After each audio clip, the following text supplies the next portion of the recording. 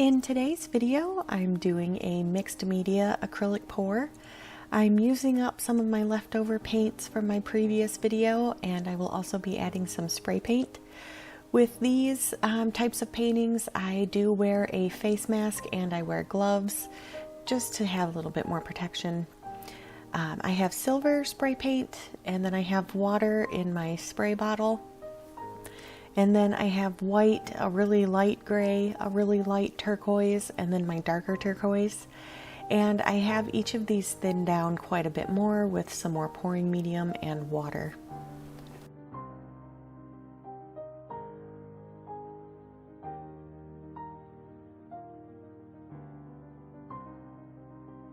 With how thin I keep my paint for these, I do tend to have an idea of how I want it to look, but as you all know, with fluid art, it can sometimes have a mind of its own while it's drying. So I really wanted some of that darker turquoise to really stand out, but I wanted that gray and that really light turquoise to also show up quite a bit in this piece.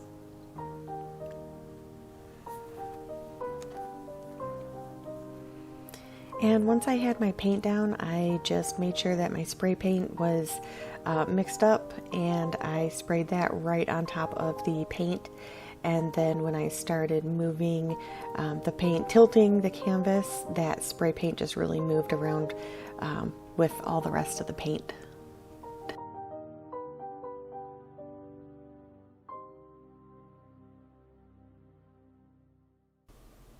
Overall, this is really one of my new favorite techniques. I really like the way that the spray paint looks with the acrylic paint, and I do like to add a metallic color to my paintings, so this is a really awesome way to get a mixed media piece while still doing some fluid art and just make a really different looking piece of artwork.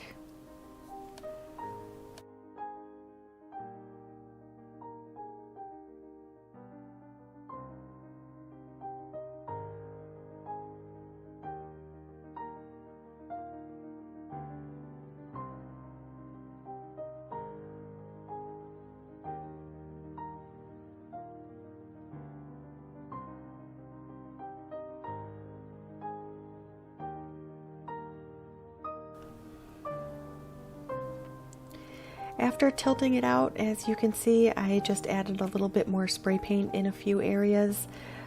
It does break apart a little bit as you're tilting, so you can definitely add more and keep some larger areas of the metallic spray paint on there, or you can leave it broken up and have much smaller areas of that metallic pop of color.